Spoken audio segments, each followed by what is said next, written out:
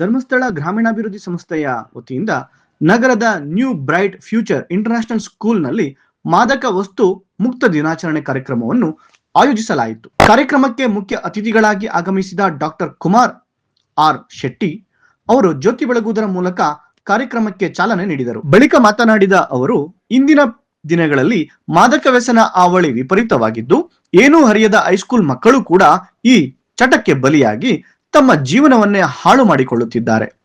ಇಂದಿನ ಯುವ ಪೀಳಿಗೆಯನ್ನು ರಕ್ಷಿಸಿಕೊಳ್ಳುವುದು ನಮ್ಮೆಲ್ಲರ ಆದ್ಯ ಕರ್ತವ್ಯವಾಗಿದ್ದು, ವಿದ್ಯಾರ್ಥಿಗಳಾದ ನೀವು ಮಾದಕ ವಸ್ತು ತೊಡೆದು ಹಾಕುವ ನಿಟ್ಟಿನಲ್ಲಿ ಕ್ರಮ ವಹಿಸಿ ಎಂದು ವಿದ್ಯಾರ್ಥಿಗಳನ್ನು ಉದ್ದೇಶಿಸಿ ಮಾತನಾಡಿದರು. ಮಾದಕ ವಸ್ತುಗಳು ಯಾವ್ದು ಅಂತ ಗೊತ್ತಿಲ್ಲ.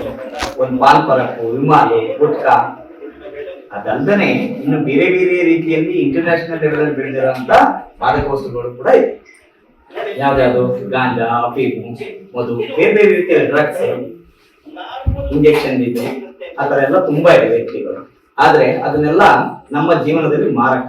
ಯಾರು ಕೂಡ ಅದನ್ನು ಬಳಸಬಾರ್ದು, ಕಲಿಯಲೂಬಾರ್ದು. ಕಲಿತ್ರೆ ಏನಾಗತ್ತೆ, ಅವನ್ನೆಲ್ಲ ಬಳಸಿದ್ರೆ ನಮ್ಮ ಜೀವನದಲ್ಲಿ ಏನಾಗುತ್ತೆ? ಇವತ್ತೆಲ್ಲ ನೀವು ವಿದ್ಯಾರ್ಥಿ ಜೀವನದಲ್ಲಿ ಇದ್ದೀರಾ. ಆ ವಿದ್ಯಾರ್ಥಿ ಜೀವನದಲ್ಲೇ ಕಲಿತ್ರೆ ಏನಾಗತ್ತೆ? ಏನೆಲ್ಲ ಆಗ್ಬೋದು? ಈಗ ನಿಮ್ಮ ಮನೆಗಳಲ್ಲಿ ಯಾರಾದ್ರು ಡ್ರಿಂಕ್ಸ್ ಮಾಡೋರಿದ್ದಾರಾ? ಹೆಚ್ಚಾಗಿ ತಂದೆ ಕುಡಿಯುವಂತವ್ರು, ಅದು ಕೂಡ ಅಪಾಯಕಾರಿ. ಅವರೆಲ್ಲ ಕುಡಿದ್ರೆ ಹೇಗಾಡ್ತಾರೆ ಅನ್ನೋದು ನೋಡಿದಿರಲ್ವಾ? ಅದೇ ರೀತಿ ಈ ವಸ್ತುಗಳನ್ನ ಅತಿಯಾಗಿ ಬಳಸುವವರು ಕೂಡ ಅವರಿಗೆ ಅವರಾಗೆ ಇರೋದಿಲ್ಲ. ಒಬ್ಬ ವ್ಯಕ್ತಿ ನಾರ್ಮಲ್ ಆಗಿ ಒಬ್ಬ ವಿದ್ಯಾರ್ಥಿ ಜೀವನದಲ್ಲಿ ಇದ್ದಂತ ಹುಡುಗ ಅಷ್ಟು ಚೆನ್ನಾಗಿ ಓದ್ತಾ ಇರ್ತಾನೆ, ಕೆಟ್ಟ ಚಟಗಳಿಗೆ, ದುಶ್ಚಟಗಳಿಗೆ ಒಳಗಾದಾಗ ಆ ವ್ಯಕ್ತಿ ಹೇಗಾಗ್ತಾನೆ ಅಂದ್ರೆ ಅವನಿಗೆ ಅರಿವು ಇರೋದಿಲ್ಲ. ಅವನ ತಂದೆ ತಾಯಿ ಯಾರು ಅನ್ನೋ ಅರಿವು ಇರೋದಿಲ್ಲ, ಅವನ ಅಕ್ಕ ತಂಗಿಯವರು ಯಾರು ಅಂತ ಅರಿವು ಇರೋದಿಲ್ಲ. ಎಚ್ಚೆತ್ಕೊಂಡಿದ್ದಾರೆ. ಬಟ್ ಯಾಕೆ ಗೊತ್ತಾಗಿದೆ ಅಂದ್ರೆ ಒಬ್ರು ತಿಂದ ತಕ್ಷಣ ಹೇಳಿದ್ದಾರೆ, ನನಗೆ ಯಾಕೋ ತಲೆ ಸುತ್ತಾ ಕೊಟ್ಟಿದ್ದು ಅಂತ. ಇದ್ರ ಮೇಲೆ ಅಲ್ಲಿದ್ದವ್ರಿಗೆ ಮಾತ್ರ ಗೊತ್ತಾಯ್ತು. ಇನ್ನು ಹೊರಗಡೆ ಹೋದ್ರಿಗೆ ಗೊತ್ತಾಗಿಲ್ಲ. ಅವ್ರು ಯಾಕೆ ಅಪೋಸಿಂಗ್ ಮಾಡಿದ್ರು, ಏನಕ್ಕೆ ಮಾಡಿದ್ರು ಇವತ್ತು ಗೊತ್ತಾಗಿಲ್ಲ. ಬಟ್ ಅರೆಸ್ಟ್ ಆಗಿದ್ದಾರೆ. ಈ ರೀತಿ ಎಲ್ಲ ಆಗುತ್ತೆ ಕ್ಯಾಂಪಸ್ ಇದ್ರ ಹತ್ರ ಎಲ್ಲ. ಹಾಗಾಗಿ ತಿಳುವಳಿಕೆ ಹಿಡ್ಕೊಂಡು ಯಾರೇ ಹೊರಗಡೆ ಏನೇ ಕೊಟ್ಟರು ಇಸ್ಕೊಂಡ್ಬಾರ್ದು. ಈಗ ನಿಮ್ ಪೇರೆಂಟ್ಸು ಅಥವಾ ನಿಮ್ಮ ಫ್ರೆಂಡ್ಸು, ನಿಮ್ ಟೀಚರ್ಸ್ ಗೊತ್ತಿರೋರು ಕೊಟ್ಟ ಒಂಥರ. ಮೂರನೇ ವ್ಯಕ್ತಿ ಕೊಟ್ಟಾಗ ಏನಾಗುತ್ತೆ? ಅದು ದೇವಸ್ಥಾನ ಅಲ್ಲ. ಅವನ ಅರ್ಕೆ ಹೊತ್ತು ಎಲ್ಲಿ ಕೊಡ್ತಾನೆ? ದೇವಸ್ಥಾನದ ಪ್ರಸಾದ ಕೊಡ್ತಾನೆ. ನಿಮ್ ಕಾಲೇಜ್ ಹತ್ರ ಮುಂದೆ ಯಾಕೆ ಕೊಡ್ತಾನೆ? ಚಾಕ್ಲೇಟ್ ಆಗಲಿ, ಬಿಸ್ಕೆಟ್ ಆಗಲಿ ಯಾಕೆ ಕೊಡ್ತಾನೆ? ಏನ್ ಅರ್ಕೆ ಇದೆ? ಅದು ಸರಿನೂ ಸುಳ್ಳು ಅವನು ಹೇಳಿ. ಹಾಗಾಗಿ ಯಾರೇ ಏನೇ ಕೊಟ್ಟರು, ನೀವೆಲ್ಲ ಟೌನಿಗೆ ಹೋಗಿರ್ತೀರಾ, ನಿಮ್ ಪೇರೆಂಟ್ಸ್ ಇರ್ತಾರೋ ಇಲ್ವೋ ಗೊತ್ತಿಲ್ಲ, ನೀವೇನೋ ಒಂದು ತರಬೇಕು ಅಂತ. ನಾವು ಆ ಮಾದಕ ವಸ್ತುಗಳನ್ನ ಯಾವ್ಯಾವ ಟೈಮಲ್ಲಿ ಸೇವನೆ ಮಾಡ್ತೀವಿ, ಆ ಟೈಮಿಂಗ್ ಅದು ಬೇಗ ಅನ್ಸುತ್ತೆ. ಏನ್ ಬೇಕಾದ್ರೂ ನಮ್ಮ ಕೈ ಅಪರಾಧಗಳನ್ನ ಮಾಡ್ತೀವಿ.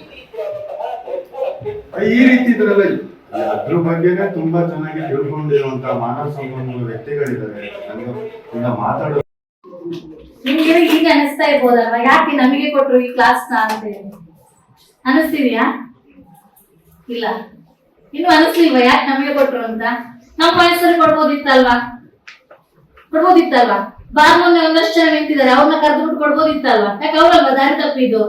ಗುಡ್ಕ ಅಂಗಡಿ ಮುಂದೆ ಒಂದಷ್ಟು ಜನ ನಿಂತಿದ್ದಾರೆ, ಅವ್ರನ್ನ ಕರೆದು ಕೊಡ್ಬೋದಿತ್ತಲ್ವಾ? ಇನ್ನ ಮತ್ತೆ ಯಾಕೆ ನಿಮಗೆ ಕೊಟ್ರು ಹಾಗಾದ್ರೆ? ನೀವು ಕಲ್ತ್ಕೋಬೇಕು ಮುಂದಕ್ಕೆ ಅಂತನಾ? ಮನುಷ್ಯ ದಾರಿ ತಪ್ಪುವಂತ ಹಂತ ಯಾವ್ದು ಗೊತ್ತಿದ್ಯಾ? ಒಬ್ಬ ಹೆಣ್ಣಾಗಿ ಒಬ್ಬ ಗಂಡಾಗಿ 16ರ ವಯಸ್ಸು ಅಂತ ಹೇಳ್ತಾರೆ. 14ರ ಮೇಲೆ ಹೋದಾಗ 21ರ ಒಳಗೆ ಕಾಣುವುದಿಲ್ಲ, ಕಣ್ಣು ಹೇಗೆ ಕಾಣ್ತಿರ್ತವೆ. ಕಾರ್ಯಕ್ರಮದಲ್ಲಿ new bright future international school principal Sharath, Suma, Heena, Sankalpa ಇದ್ದರು.